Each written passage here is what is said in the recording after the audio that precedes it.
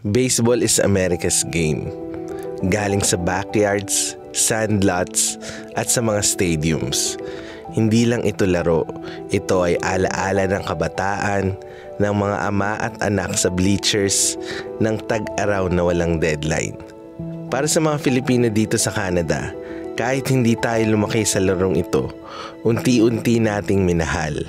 Dahil kahit galing tayo sa ibang bansa, naiintindihan natin ang paghihintay, ang disiplina, ang tiyaga, ang saya ng isang home run pag matagal mong pinaghintayan.